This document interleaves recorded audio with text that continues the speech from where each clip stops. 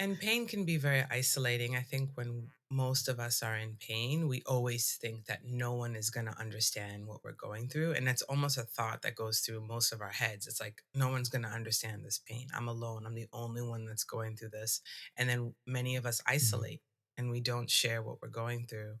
Um, and I think that is where sharing what you're going through is important to have a support system, but also when you see someone in pain, having that recognition to be like, oh, wait, they're probably going through something and they maybe are unable to share what they're going through for whatever reason. Pause, pause. Take a break. Take a break. Reflect on life. Your moment of greatness starts now. Mirror Talk. In this episode, we'll be discussing aging and guide that we need towards a path of self love and acceptance. Helping us with this is our guest, who is an acupuncturist, personal stylist, and the founder of Carina. Welcome to the show, Karine. How are you doing? Thank you so much for having me. I am feeling blessed and I'm doing very well. Thank you. Thank you so much. I appreciate that. And I'm glad to hear that you're feeling blessed today because we need you in this episode to bless us also with this Oh, civil conversation. So thank you so much for joining me. And thank you so much for making out the time to speak with us. yeah. And we're looking forward to, learning about you, learning about your life journey so far. And one thing that comes to my mind straightforward is that I just want to learn I want to learn from your healing journey, basically. Like, how are you able to love and accept yourself again?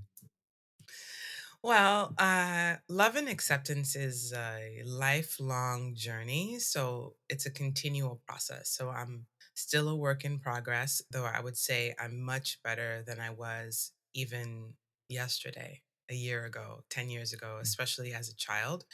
And for me, a big part of love and acceptance is deciding that I wanted to love myself.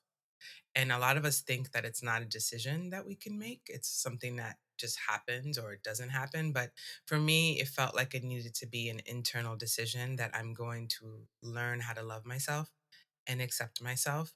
And in doing so, I have developed more empathy for myself, more compassion for myself, thus creating more empathy and compassion for other people.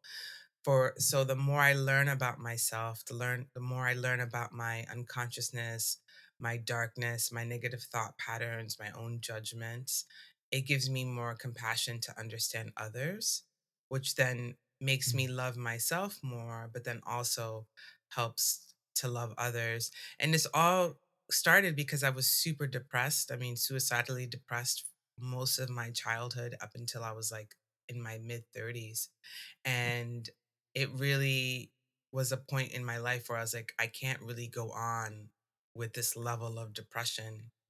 So I either have to shift my mindset and shift my heart set, I almost like to say, to really learn how to love myself and what does that truly mean so I could be happy.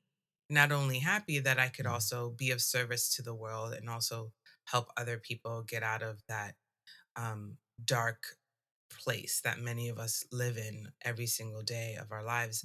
And when you are always depressed, it's life is just not enjoyable. It really isn't. And so I mm, wanted to find a way for me to have a joyful life and also be able to spread that joy to others.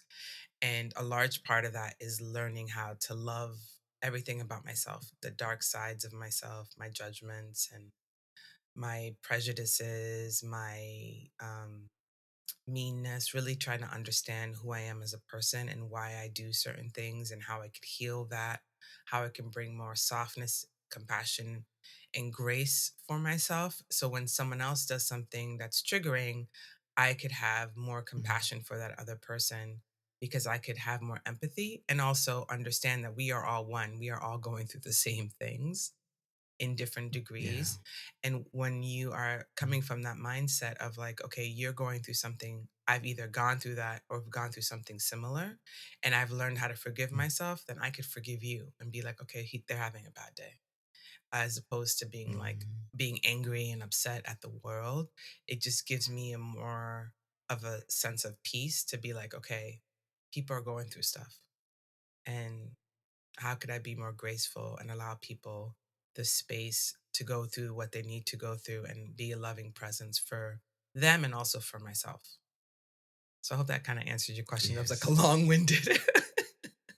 Yeah, I mean, I really like that. Thank you so much for sharing that. Thank you so much for, even opening up about the depression that you experienced in the past and how you were able to heal from that and how you are still on that journey of healing and progress. And one thing that you said that, really stood with me, or that I'm also going to take from this episode, is that we are all going through stuff, and we admitting and accepting ourselves and knowing that yes, we are all going through stuff. I'm going through stuff too, gives us that enablement to deal with other people with grace and even much more understanding and maybe more empathy, basically. And we won't we won't have big expectations for people in terms of their behavior, or how they treat us, because we know, maybe he or she is going through some dark phase of life, and that's why he or she is reacting or responding in such a way. Yeah, I really appreciate that. That gives us a little bit of understanding, or background knowledge to what people are also facing. We're not the only ones that are having bad moments or good moments in life. Everyone has each of these moments in different degrees, like you said. Yeah, I Yeah, appreciate that. and pain can be very isolating. I think when most of us are in pain, we always think that no one is going to understand what we're going through. And that's almost a thought that goes through most of our heads. It's like, no one's going to understand this pain. I'm alone. I'm the only one that's going through this. And then many of us Mm, isolate and we don't share what we're going through. Um, and I think that is where sharing what you're going through is important, to have a support system, but also when you see someone in pain, having that recognition to be like, oh, wait, they're probably going through something and they maybe are unable to share what they're going through for whatever reason. So I think when we think about our own pain, it gives us more understanding for other people's what they're going through without even necessarily knowing all the details, right? You can just be mm, like, you can just recognize, yes. okay, they're having a bad day. I can understand that because I had a bad day X amount of times ago and I couldn't talk to anybody about it. So I feel like Mm. it gives you a perspective that's more compassionate. Yeah, that's true. That's very true. And talking about pain or depression, I'd love to ask this question from your experience so far. Like when you are, I can imagine when you're in the depth of it all, in the pit, in the darkest phase of it all. What do you do to climb out of that pit, to find light again, or to find some form of peace, happiness, or joy again? It's a great question. Well, I would say the number one thing is I pray. I pray to God Mm, or the universe, but to that creative life force, which I call God, just to simplify my prayers. But I pray and I'm like, I ask mm, for guidance and I ask for illumination and light and love. I have mentors and friends that I could turn to for help and guidance. And also for me, in those depths of my darkness, I really think about, is this the kind of energy that I want? Do I want to put this type of energy in the world? Like, what do I really want to be? Do I want to be this mm, dark, depressed self? And this is the energy that I'm going to bring to others? Or do I want to be a person of light and love? And ultimately, that's my decision, is to be a person of light and love. And so, even in the moment, I may feel super dark and heavy. I think about, okay, what can I do today that's going to bring me a little bit more joy into my heart so that I can get closer to my goal of being mm, a loving light person. And so I'll do something that will help shift me out of that to bring me a little bit more joy. So that could maybe be working out. It could be dancing. It could be like running around my house, taking care of my plants, cleaning. So like for me, it's doing something actionable that gets me out of my mm, body. That really helps. And also, one of the biggest thing that's helped me in the deep depths of my darkness is to help somebody else. So I'm mm, lucky, as an acupuncturist, as a healer, I help other people. So even in my darkest moments, I have someone else that I can help that may be going through something worse, that helps me realize, okay, even though I'm in this dark moment, this is somebody else that's in pain. So I have to show up for them. So that really, really Yeah. helps me because I'm like, okay, I don't, I have to get out of my own way. It's not about me, it's about other people. So when I focus on Mm, others, it helps lift me out of this darkness. So, I'm lucky in that way. But for those that may not necessarily have a service based occupation, it could even be like smiling at somebody that's having a bad day, or doing something kind for somebody, buying somebody a gift, or just whatever that you can do that helps somebody, help uplift somebody else, really uplifts you. mm.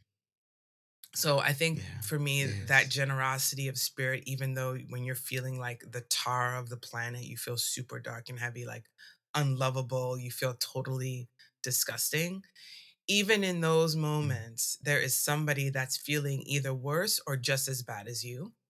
And mm, when you're able to lift your hand and pull somebody up, even if it's like a centimeter, it makes you feel better. mhm, And so that's what I found to be the most beneficial, is to reach out and help somebody else. And yeah. also to get myself out of my own way in a physical sense. So either working out, doing something that's like that brings me happiness. So dance usually does that for me, and helping others. Those are the two big things that I find to be the most helpful.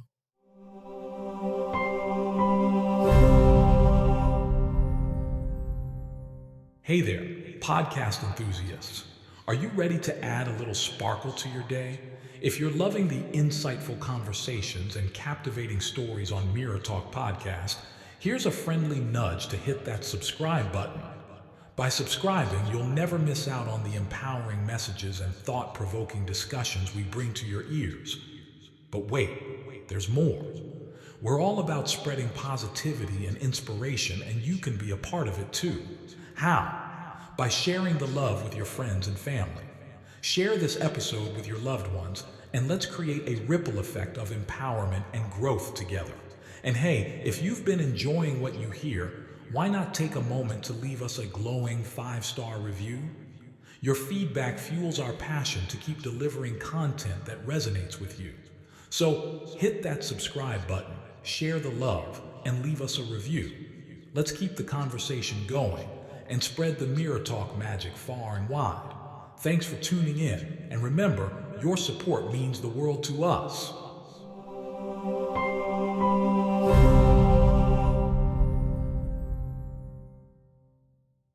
Yeah. Thanks for sharing that. I mean, I can totally relate with that. I mean, just some moments ago, I was, walking over here to prepare for this episode, and I was feeling a bit overwhelmed. Basically, I was like, "Oh, this has to get done, and that has to get done, and that has to get done, and this is still on hold," and I felt so stuck. And I just found myself saying, "Oh, God help me, God help me, God help me," over Yes. and over. Because I didn't know how to express myself in words, and I didn't want to. There was nobody around me to even express myself. So everyone is busy, basically, with their own lives. And I just found myself saying, I can't list all the things that are going through my mind right now. I just said one sentence, God help me, and I was repeating it over and over and over until I felt some little peace of mind. I was like, oh, okay, everything will be fine. Yeah. Yeah. And that's good. I mean, it really helps to pray and also to work out, like you said. That's also been a blessing to me to, like, stretching myself and just letting go of those stress and pressure that has built up inside of me. And that's why I find it so fascinating I'm speaking with you today, because you are an acupuncturist, Yes. and it has to do with also tense places in the body. I don't know, Exactly. you're going to enlighten us very soon on that before I destroy the terms of the acupuncturist. Yeah, but I would love us to just go into that already, because I'm so curious to know how that works. I've heard about it. I've watched it in movies before. I've never really spoken to one person that is an acupuncturist before, so I'm super excited right now. If you can see behind my face or something, to speak with one. So, how was the journey like? Being becoming an acupuncturist. What's inspired you to become one? How does that work? What is it all about? Thousand questions in one. Just please help us. Well, I've always wanted to be some sort of healer, or being of somebody of service to others. And I am originally from New York City, and I was working at an acupuncture school as an office manager. And at the time, I had a cyst on my ovary that the doctor wanted to do surgery on. and I was very afraid of getting surgery. So I decided to try acupuncture, even though I'm deathly afraid of needles. And I was like, what is this acupuncture stuff? I just work here. But I got acupuncture and it totally changed my life. So within 2 months, the cyst went away. I had my menstrual cycles that were really painful, pretty much were gone. And it felt so miraculous to me that I decided that this was something that I wanted to do. I wanted to learn about. So I became I started school, moved to California, got my license, and started working as an acupuncturist. And I really specialize in women's health because that's something that drew me to the medicine, but also the spiritual aspects of the medicine I find fascinating because acupuncture treats all aspects of the body. It treats spirituality, it treats the emotional health, the mental health, and the physical. So it affects all levels of our body. But then on the physical level, it treats all the systems, the circulatory, the immune system, the respiratory, the hormonal, like everything can be treated with acupuncture. And how it really works, it works by balancing our energy systems in our bodies. We all have meridians that flow through our body that move what we call chi, which is like another way of saying life force. It's what animates us, it's what gets us going. A lot of it has to do with the mixture of air, so oxygen, and just our overall life force, and that moves along different meridians in the body that are connected we by the fascia. So fascia is connective tissue in the body, so fascia runs along all the muscles, tendons, ligaments, nerves, and it's all electricity. It's mostly water, and it's electricity, kind of similar to our heart. Our heart is electromagnetic, which is why they do the EKG, right? They can measure your heart by the Yeah. electricity. So our whole body's electric, right? So when you put a needle in the body, needles are metal, conductors of electricity and heat. You put the needles into the body, it goes into the fascia and the muscle, depending on how deep the needle goes, right? So it hits the fascia, it hits the muscle, and the body then reacts. And how the body reacts is by moving along the fascia planes, which are also the meridians that go in specific ways in the body, which you learn when you go to acupuncture school. There's about over 300 points in the body. And so you put the points in, and the skill of the acupuncturist is to know what meridians to needle and what meridians are blocked. Because when energy is blocked, it causes pain and discomfort and an imbalance in the body. So you put these points in, and then it starts to unblock things in the body, which creates more energy flow. And also, what I think is fascinating is that our bodies recognize that something is foreign. So if you put something in your body's like, hey, this metal is not supposed to be here, and it activates the immune system. So that means more blood goes to that location, more oxygen goes to that location. The brain is recognizing that something's happening in the body. So then everything starts to fire off and the body starts to heal because the body really wants to heal. So acupuncture is a self healing method. So I'm putting the needles in, but I'm really guiding your body to heal. And so acupuncture is really a great way to help your body heal, but heal holistically. What I love about it, which I think is kind of magical, like I could put in specific points guided by what's going on in your body, but your body does the rest. Sometimes people say, "Oh, I felt my hand in my right hand move, but there's no needles in that arm at all. The needles are in the foot or on the other side of the body. But it's because your body recognizes, oh, something needs to be healed on this side of the body. So it goes there. So your body's very, very intelligent, which I think is so amazing. And acupuncture is one of the ways that helps facilitate your body's own healing methods. And yeah, so that's kind of how it works. You can treat acupuncture for almost anything. It works really great with conventional medicine. So if you're getting cancer treatments, acupuncture is great for the side effects of chemo and helps your body stay strong, helps your immune system. I do a lot of pregnancy. I work a lot with women in IVF trying to get pregnant. Acupuncture helps IVF considerably. I also do a lot of depression, anxiety, and then there's also a whole spiritual realm where you can use acupuncture to help strengthen your energy systems, like your chakras and all sorts of energy systems that we can get into if you want. So there's so much stuff you can do with acupuncture. It doesn't work well with trauma. So if your legs are broken or you're bleeding, go to the doctor. Um, but acupuncture can help you heal after your trauma's treated. So it's great for preventative health. So even if you're not sick, you're like, I don't need an acupuncturist. Yeah, you do. There's something in your body that can Mm. need, that always will need support. Um, Yeah. so it's a wonderful way to help your body heal and stay strong. I do a lot of facial acupuncture too, so natural ways of treating the face, so keeping your skin moist and supple, less wrinkles, more relaxation. All of these things can be treated with acupuncture. So yeah, it's a really amazing medicine that has lots of different ways of treating the body. Yeah, that sounds amazing. And is it everyone that can? You said okay, people that are, having trauma, for example, should avoid it. But apart from them, is it applicable for every person, or are there some other people that should stay away from acupuncture? I mean, anybody can get acupuncture. I mean, there are people that don't like needles, and so there's nothing Mm. really that can be done around that. I mean, I don't like needles either, but I'm a gentle needler, so you can find acupuncturists that are not as intense. Like Japanese style acupuncturists tend to be more gentle with the insertion of needles. Um, Mm. but otherwise, I mean, there are a select few of people that just don't like acupuncture. And the thing about acupuncture, it's an energy medicine. So I often say, people get acupuncture and they're like, oh, it didn't work for me. You can't go just once. It's something that needs to be a continual care. Like you need to go for a few sessions to see the benefits of acupuncture. That's one thing. And oftentimes, if you meet someone and you didn't get a good session or you didn't get the results you wanted, I would say keep trying and and try another acupuncturist or try a different style of acupuncturist because sometimes it's the relationship between you and the practitioner that just wasn't there. Because it's an energy Mm. medicine, there's a level of safety. Like your body needs to kind of feel safe. Your nervous system needs to relax for the healing to truly happen. And Mm. at least that's what I believe, because I think if your nervous system's tight, you're putting in needles, you're not relaxed. And healing really does happen when there's a certain level of relaxation to allow more blood flow Mm. and to allow the healing to happen. So I would say keep trying, and if you really want it, I would say find another practitioner. But anybody could try it and at least experience it. I think it's a beautiful medicine that has so many um, ways of treating the body.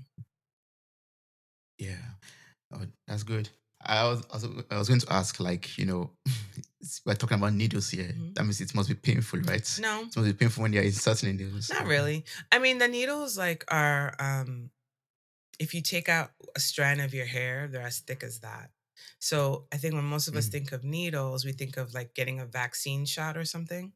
So if you think of a Yeah. vaccination shot, you can take 20 acupuncture needles and they fit into one needle, a syringe that you would get a vaccine in. So Oh, it could tell you that the okay. difference in terms of width and depth of those needles are very, very different. Also, acupuncture Mm. needles are rounded at the tip. They're not meant to puncture a vessel to get blood. So they're inherently not Mm. as painful, right? So for those that have like tattoos, way more painful. Getting a shot is way more painful than acupuncture. They're very, very, very thin. I Mm. mean, of course, it's a needle going inside of you. So for me, it's like some of them don't hurt at all. Some of them hurt like a mosquito bite. Some of them hurt a lot. But usually when they hurt a lot, that means you're in a lot of pain. So Mm. if you're a person that is in a lot of pain, like you have back pain, shoulder pain, something pain, your muscles are super tight, your nervous system is very activated. So there's more resistance for the needle to go through, Mm. which is going to be a little bit Mm. more painful. But acupuncture relaxes muscle. So if you're able to withstand that tiny bit of pain, then it can relax the muscle and you can get off the table in less pain than you did when you entered.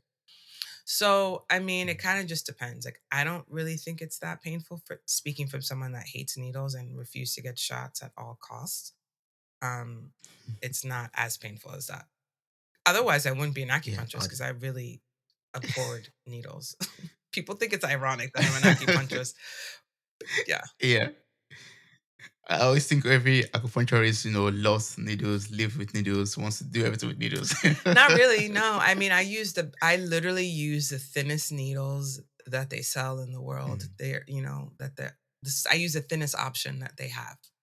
I use a lot of Oh, that's I good. use Japanese needles because they're the least painful. So I Mm. do everything I can on my part to make it the least painful experience. But Mm. Yeah, when I was in acupuncture school, I was like, yeah, no, we're not. I'm not about that pain life. Yeah. No, yeah, I don't like pain to myself. Yeah, no, But no. earlier you talked about acupuncture and energy level. How Mhm. do you marry both of them? Like, how does acupuncture help us to maybe elevate our energy level or work on our energy healing also? Yeah. So, well, do you know like a little bit about chakras, like the power centers, the energy power centers?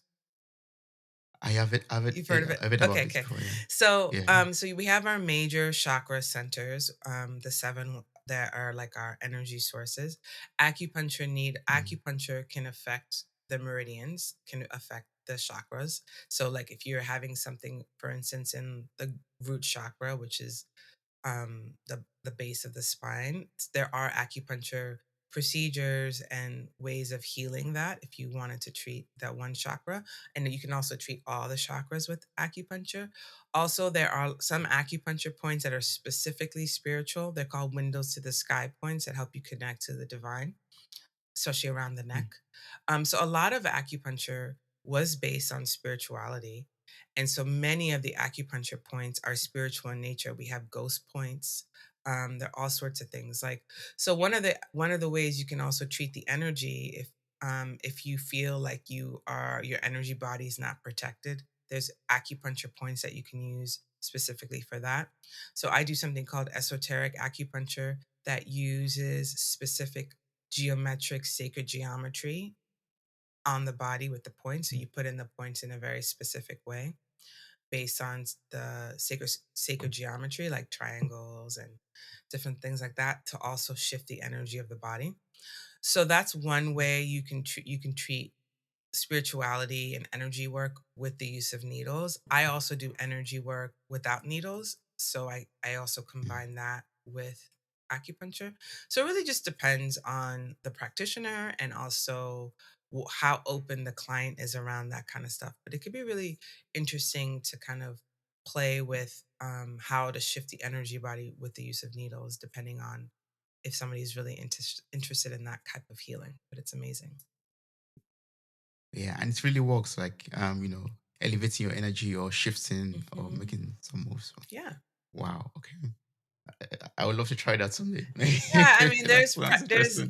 Germany has a lot of acupuncturists actually.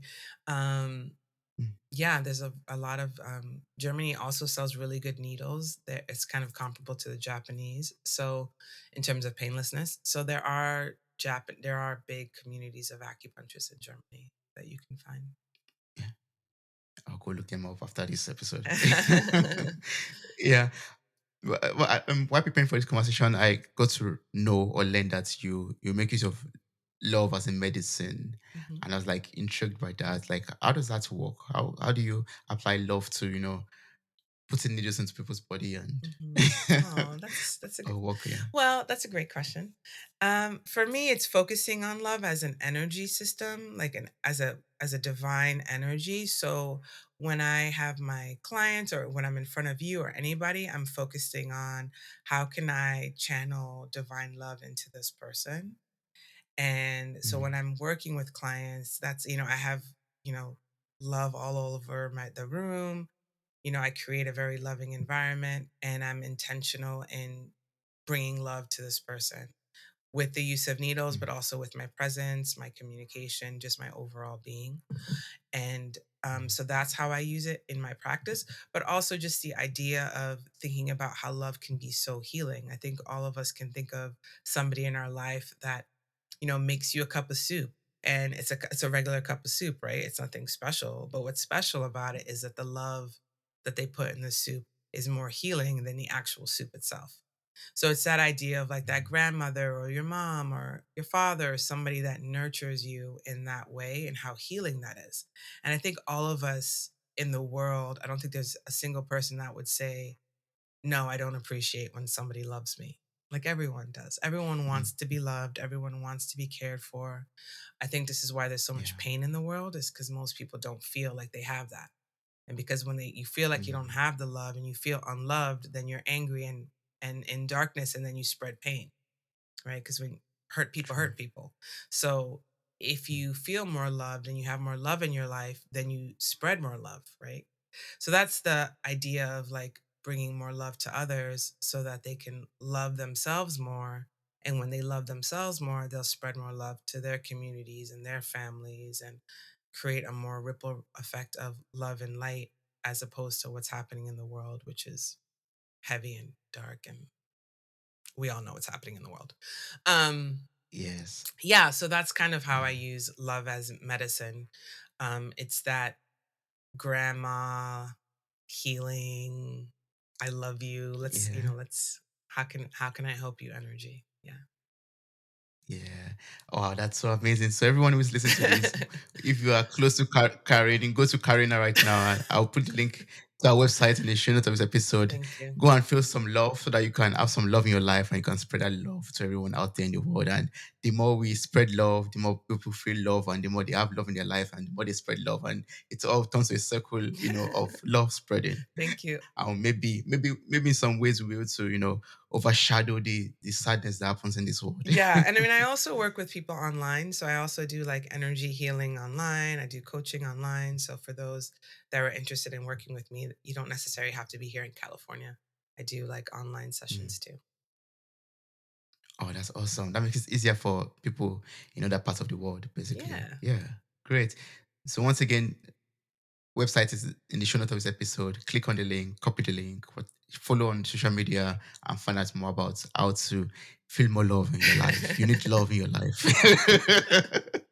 Yeah, yeah. I love apart from love in our life. Mhm. Now I also want to talk about beauty also, Ooh. and you're a specialist in Mhm. that. Yeah. So how can we uphold our inner beauty, most importantly, and our outer beauty too? Because we want to look beautiful too. Of course. Well, for me, that comes from the heart, right? When you have more love in your life and you feel more love, Mm, you have a more sense of relaxation in your face. You smile mm, more. You're more uplifted, and then so you have that inner radiance that is coming from within, and that's really what I think makes people beautiful. It's that beauty that's mm, coming from the inside out, and for so many people, that's a hard place to start. It's hard to start from the heart because it's so painful. So mm, for many, we start from the outside in. Okay, like you don't like your hair. Like, how can we make your hair something that you enjoy? How can we fall in love with your hair? Right? Like, I didn't love my hair for years, so it took me a long time to fall in love with my hair, to figure out what can I do to enjoy my hair and to love it. The same with my skin. And so there's ways in which that we don't love ourselves, and so how can we adorn that? How could we love that? How can we make that shine so that we can look in the mirror and say, I'm beautiful. I love you. mm, And mm, so that's kind of what I do with a lot of my clients is kind of we if they can't necessarily start from the inside, how can we start from the outside? And how could we enjoy our life? Which is why I started this whole movement called joyful aging, because as we're all getting older, every single day we're getting older and older. And as we get yeah. older, our pains get heavier, our bodies get heavier, not necessarily physically, but just emotionally heavier. And, everything Mm, starts to, our skin, everything's coming down, right? And it's like, yeah. how could we Yeah. uplift our lives, our hearts, our face, all of that? And part of that is looking inside of our heart. How do we forgive? How do we let go? How do we enjoy life in a totally different way? How do we take care of our skins? Mm, How do we take care of our body? How can we release mm, toxicity in the people in our lives, our negative toxicity, and also the products that we're using that are toxic? mm, So it's a mm, multiple levels. And so oftentimes working from the outside in is really helpful. Like even something as simple as, let's get rid of all the toxic chemicals that you have in your house and start using clean products. That alone is going to mm, shift so much, right? And then how do yeah. you wash your face? Like it's something so simple, but let's talk about that. Like how do you put lotion Mm, on? Is it just like I'm just slapping lotion on my face, or can it be something more like, "Oh my god, I love my skin. I'm taking care of my skin right now. I'm nourishing myself." Like those little rituals that we mm, do daily could also be moments where we are stopping and saying and appreciating our face, our body, and saying, "Hey, I love you. I'm mm, taking care of you mm, today." And those are moments that yeah. we can really start to grow and appreciate this physical body that our spirit is housed in. This is a temporary body for our spirit to live in. And so taking care of Yeah. this temporary house allows our spirit to shine. If our temporary house is Mm. falling apart, then the spirit is going to also be unrest. So it's like, how do we take care of our body so our spirit can shine? And because ultimately our body is our body, but our spirit is eternal. And how can we Mm. nourish both so both can really thrive in this lifetime that we have right now? Yeah. Oh, that's beautiful. It all starts from the heart, basically. Yeah. Learning how to forgive, learning how to let go, learning how to love, learning how to accept yourself. And all of it boils down to also us loving ourselves too, having Yeah. that self love for ourselves. And that way it radiates up to the physical. And I love what you said also about, we are spirit beings, but we have this body, that carries our spirit for the time being. And we have to take care of this body also to ensure that our spirit feels comfortable in the way I understand it. It feels, at peace, and when we let our body shine, our spirit also shines in a lot of ways. Exactly. Yeah, yeah. If there's a word you could share with someone out there who would love to age gracefully, I be number one. What what advice would you what other advice would you give? I've learned a lot of things already that I've already taken mental notes of. Uh-huh. But if there's something else that you could share with me, or maybe only me, to age gracefully, to become 100 years old and still look even better than this, actually, what would you share with me? With you specifically, to relax. Oh, okay. Yeah. Um, Yeah.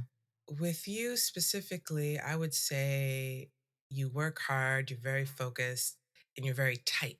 Like you're like, go, go, go, go, go, go, go, go, go, go. I'm gonna make this happen. I'm gonna make this happen. And that energy is wonderful because it's gonna push you forward, but at the same time, it creates a lot of tension, anxiety, and stress in your body. So by Mm, relaxing and allowing things to happen a little bit more, you'll find more peace in your nervous system, which will then help you age better because stress is an aging factor and tension and tightness creates more stress in the body. So finding ways to bring more relaxation, doing more deep breath work, breathing, taking moments to just breathe and be like, okay, I'm in this moment. What am I doing? Like being focused on in this moment, I'm doing this right now. I don't have to think about tomorrow. I don't have to think about yesterday. I'm present right mm, now in my body and just going from that peace, more of a peaceful place, more intentional and instead of running to the point A to point B to point C. And that creates stress. And also you miss out on the blessings because you're running too fast. mm. Wow, thanks so much for sharing that. Yeah. Yeah, I'll learn to relax and live in the moment. Yeah, Yeah. I yeah. mean, it's hard. It's Wow. not, I think it's, I think a lot of people say that. I mean, people have said that to me, right? They're like, oh, yeah, you need to relax. I'm like, uh-huh, uh-huh. Um, and it's not necessarily easy. And I think it takes a lot of practice to be, like for me, one of the things, it was like relaxing my pelvis. Like I'm always so tight. I had to be like, okay, relax. Like I literally had to tell myself to relax. Like, relax. Relax your Mm, forehead, relax your face, relax your jaw. Like so you kind of have to it has to be in your mind to say, okay, I'm relaxing. I'm relaxing. And it sounds kind of silly to actually tell yourself to relax. Like you have to yeah, command your yeah, body it to does. relax, but over time it Mm, becomes more natural. So it's one of those mm. things where you have to kind of practice it. And sometimes you feel like nothing's happening, but over time, I promise you, things start to shift. It took me 5 years to relax from moving from New York City to California. Wow, 5 years. hmm Oh, that seems like a long time. It's a Oh, very long time. wow. Because I mean, Yeah. I don't know if you've ever been to New York City or like a city like New York. It's like high intensity all the time. Like you're just like running, running, running, running, running. It's just like barrage of intensity all the time. And it was so normal for me. I didn't really think about it. And so Mm, I was just always like uh, high level stress, just always going fight or flight. And it wasn't until I moved to California that people are much slower here. Things slow down. And I'm like, why is everyone so slow? Like, what's going on here? Like, come on, let's go, people. Let's go. Like, Hurry up. I'm like, why y'all walking so slow? Like, come on, we gotta go. I got places to be. Mm, And it took me a long time to realize, oh my God, like, I don't have to be this hyped up all the time. I could be slow. I could relax. I could, and it took me a long time. And so it doesn't need to take 5 years. I think it just, and I was in grad school. So I was also kind of like in this like, kind of vibe. But when I finished grad mm, school, I was kind of like, I don't need to be this way no more. Like, why am I stressing out right now? So it took me a yeah. long time to be like, wait a second, I don't have to function on this level. I could enjoy. So Yes. it took a while for me to be like, oh, okay, I can stop and smell the roses. You could take things easy. Yeah. Yeah. So it Yeah. was a practice. Yeah. So anyway, Yeah. long-winded, but yeah. I'm taking that with me. Thank you so much, Karen. I really appreciate this. I've learned so much from speaking with you in this conversation, and I hope everyone out there who is listening also has learned a lot. And maybe they still have some more questions to ask you. I know your websites, your Instagram will be in the show notes of this episode. Facebook also will be there. I don't know if there's any other way you want people to reach out to you, maybe get across to you or to speak with you. Yeah, I mean, Instagram is cool. You can find me on carina.co or Carine J. Camara. Either one, you can find me on Instagram, my website. Mm, Yeah, email me at yeah, info@carina.com. Yeah, I'm findable. Yeah. you find it. Yeah, Yeah.